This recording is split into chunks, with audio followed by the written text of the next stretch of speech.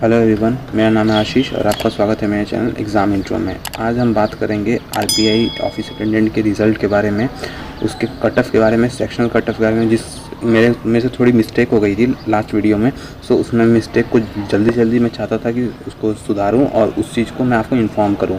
सो उसके बारे में बात करेंगे, तो प्लीज़ वीडियो में बने रहिए।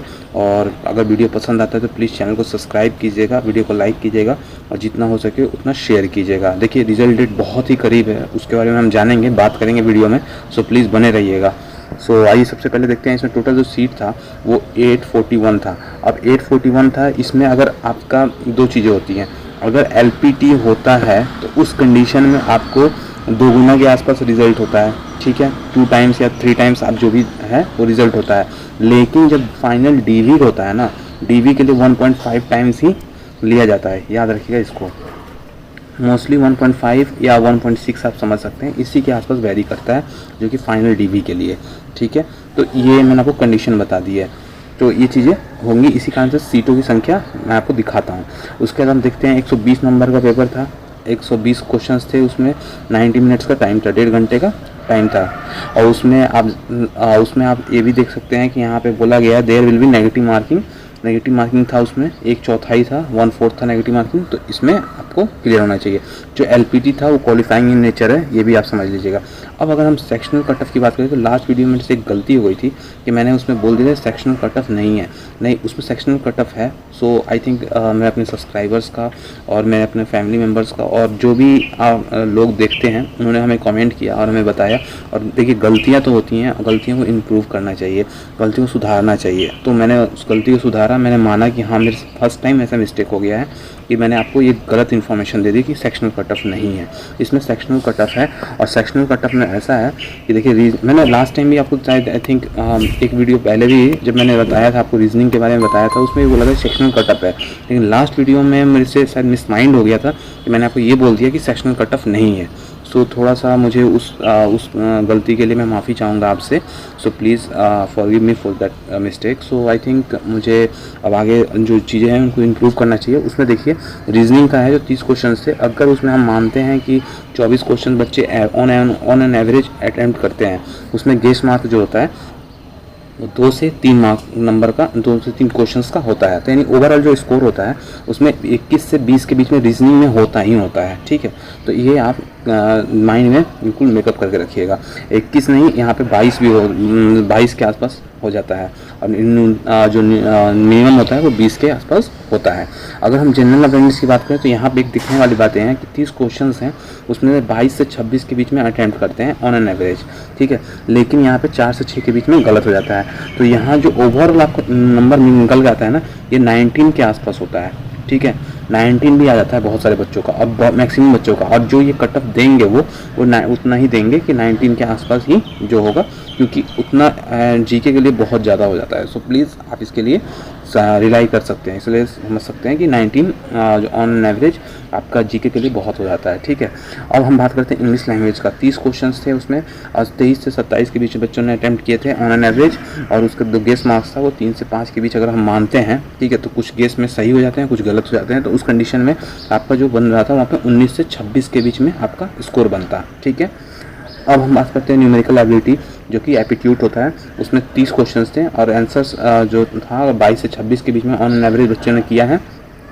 तो उसमें जो गेस मार्क्स था वो 3 से 5 के बीच में था, और जो ओवरऑल था वो 25 से 19 के बीच में बनता है, ठीक है। अगर हम बात करें चारों सेक्शंस को मिला के, तो यहाँ पे देखिए, यहाँ पे अगर हम 2 नंबर और घटा दें तो यहाँ पे 84 से 90 के बीच में मैक्सिमम बच्चों के अटैम्प्ट्स आ रहे हैं, ठीक है।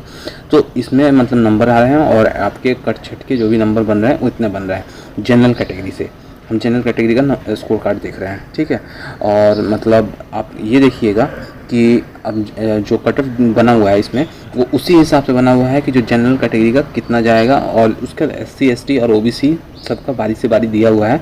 तो इसमें आप समझिएगा, कट ऑफ के बारे में मैं बात करूँगा।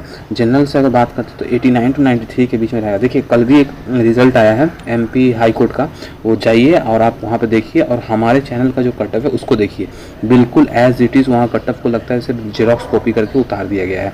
जिस बीच में मैंने बताया था उसी बीच में कट ऑफ गया हुआ है। सो आई होप कि आपको जो भी मैं चीज़ें बताता हूँ वो पूरे एनालिसिस, डिटेल एनालिसिस के बाद बताता हूँ। लास्ट टाइम जो एक सेक्शनल कट ऑफ का मेरे से मिस्टेक हो गया था कि मैंने कह दिया था कि इसमें सेक्शनल कट ऑफ नहीं है, सो वो मिस्टेक हुआ था मेरे से। सो बाकी जो कट ऑफ मैं बता रहा हूँ वो उसी बीच रहने वाला है, ओवरऑल कट ऑफ, ठीक है। सो देखिए यहाँ पे जनरल का 89 to 93 के बीच जाएगा, EWS का 81 to 85 के बीच में रहेगा, और अगर हम बात करें OBC का तो 84 to 87 के बीच में, और SC की बात करें तो 76 to 80 के बीच में रहेगा। अगर हम बात करें ST का तो 72 to 76 के बीच रहने वाला है। अगर PWD के बारे में बात करें तो 67 to 70 के बीच में रहेगा। अगर हम बात करें कि एक्स सर्विसमैन का तो 63 to 67 के बीच में आप ओवरऑल कट ऑफ में क्लियरिफाई कर जाएंगे, ठीक है। तो ये तो मैंने बता दिया ओवरऑल। अब हम देखते हैं कि इसमें मैंने सेक्शनल कट ऑफ वाले में क्लियर कर दिया। सेक्शनल कट ऑफ आपको है इसमें, और आपको हर सेक्शंस में सब्जेक्ट वाइज आपको क्लियर करना पड़ेगा। उसके ओवरऑल कट ऑफ है वो भी क्लियर करना पड़ेगा, ठीक है। तो ये आपको क्लियर कर दिया मैंने। उसके बाद हम देखते हैं रिज़ल्ट। देखिए रिज़ल्ट के बारे में बहुत बड़ी इन्फॉर्मेशन मिली है कि रिज़ल्ट आपको 10 दिनों के अंदर शायद हो सकता है कि पब्लिश हो जाए। ऐसा मैं श्योर नहीं हूँ, लेकिन हो सकता है कि 10 दिन के अंदर आपका पब्लिश हो जाए। वो तो मतलब जिन्होंने बताया है उन्होंने ये भी कहा है कि शायद 7 दिनों के अंदर ही हो। बिल्कुल मतलब आप समझ सकते हैं कि बिल्कुल रिज़ल्ट डिक्लेयर करने के कगार पे है RBI। और आई थिंक सबसे पहला जो रिज़ल्ट आएगा RBI JEE का लेके शायद बोल रहे थे कि उनका उसका आएगा, और उसके 5 से 10 दिन के अंदर में ही RBI और इसका ऑफिस अटेंडेंट का और सिक्योरिटी गार्ड्स का, इन दोनों में थोड़ा सा डिफरेंस रहेगा रिजल्ट में। लेकिन अटेंडेंट का रिजल्ट है वो पहले रहेगा, जो कि RBI ऑफिस सिक्योरिटी गार्ड का वो बाद में रहेगा, ठीक है। तो ये इस तरह से रिजल्ट है, और रिजल्ट आपको 10 दिन के अंदर ही बता रहे थे कि रिजल्ट आने वाला है। लेकिन मेक श्योर मैं ये बता दूं कि एक्सपेक्टेड है ये, ठीक है, मेरे हिसाब से, क्योंकि मैं आपको मतलब श्योर नहीं बता सकता हूँ, क्योंकि जून में तो रिजल्ट आने ही है, लेकिन जून के मतलब मिड तक।